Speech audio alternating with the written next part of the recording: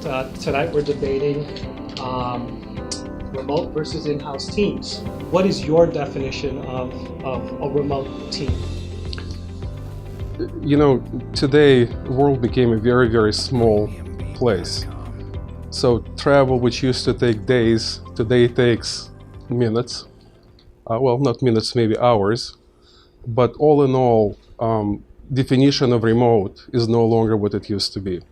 So I don't think that's a distance what defines a team to be remote. I think when I talk about remote team, we're talking about situation where development team, the people who are working on the product, are physically removed by time zones, by culture, by significant distance from the product team. Everything else, I think, is still pretty local. You can be in Illinois and work with somebody in California. That's still local to me. But once your team is significantly removed from your product team, at that point, you start to talk about the remote teams. Eugene, response to that? Yeah, my answer is kind of similar, but I think my definition of remote team is actually at any distance. If product team doesn't interact physically with the technical team on a daily basis, it's a remote team.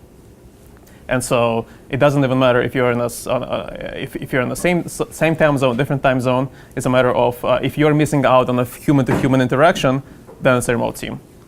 Okay, and I think George, you'd mentioned sort of distance, technology, all those kinds of things. So, kind of like a follow-up question to you, Eugene, like why does it matter, like the physical aspects of remote in-house? So one component to it is technology hasn't caught up yet where it doesn't convey all of the human expressions, emotions over the wire.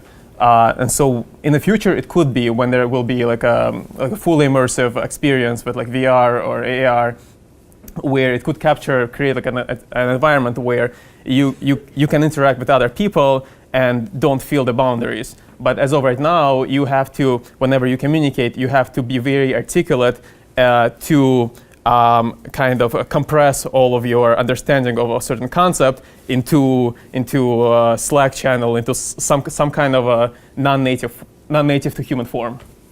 George? Well, it's hard to disagree with that. But I think, you know, technology came a very, very long way. One of the things which is really important is a video communication. So that's one of the, in my experience, been one of the keys to successful work with remote companies. When we talk, we look at the faces, right? We look at the facial expressions. We're looking at certain things subconsciously. And video helps tremendously when you work with someone. So that really helps. The problem is when we have people with different backgrounds, when we have people with different mentalities, and certain cues that we're looking for are either not there or we're not interpreting them right. Cool. I think we have an understanding of where you guys stand in terms of the definition of remote. And one thing we discussed sort of prepping for this debate is sort of adding a layer in there in terms of like, well, remote versus in-house as it comes to productivity and efficiency, right? So I get that technology sort of compresses, the space that we work together, right? So you can still be in a different time zone, et cetera, those kinds of things. But can you truly get the same sort of efficiency or productivity? Maybe I'm wrong, right? Maybe local teams aren't really as efficient as remote teams, but love to hear more. Maybe Eugene, you could lead that off in terms of like, where do you stand on that in-house and remote and efficiency and productivity? Right. So when I make a decision, for example, when I make a decision whether if I was to start a new company, I have to make a decision: do I start remote or do I start building out local team? So I need to think about what am I optimizing for. So what I'm optimizing for would be an ability for a team to solve complex problems, right? So then I would think about it. Okay, so what are the components needed to support this goal? So it would be, maybe it's diverse backgrounds. Maybe it could be like having like super smart people on the team. Or maybe it's the communication making sure that the communication is optimal between all those people. They're able to easily interact. And based on a number of my own experience, a number of studies that I've read, which actually published by MIT, which proved that by MIT researchers, which proved that they split up a group of people into small groups, and they observed them how they solve problems.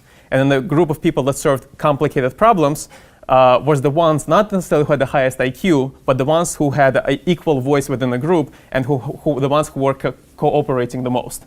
And so, given that information, I will have to make a decision. What do I want to optimize for? And then I make a decision. Okay, so if I have a local team, I am less likely to sabotage the communication aspect, which is important. George, you're smiling. I am. Please. What am I smiling about? Yes, what are you smiling about? Efficiency of the team, local or remote, largely defined by maturity of the process.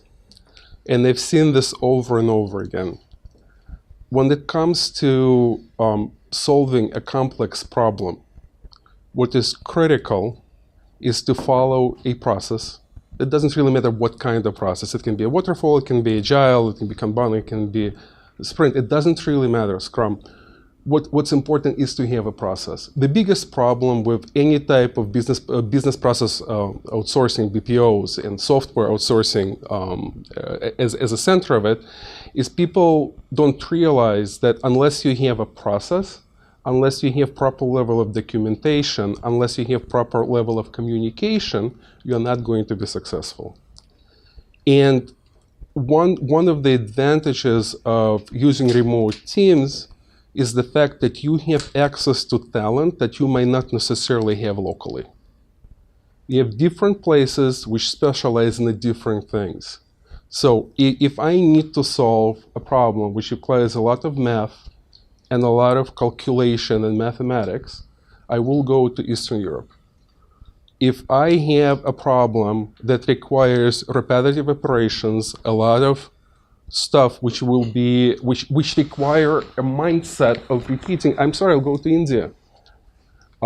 If for every type of the problem, there are places in the world which are best suited for solving this problem.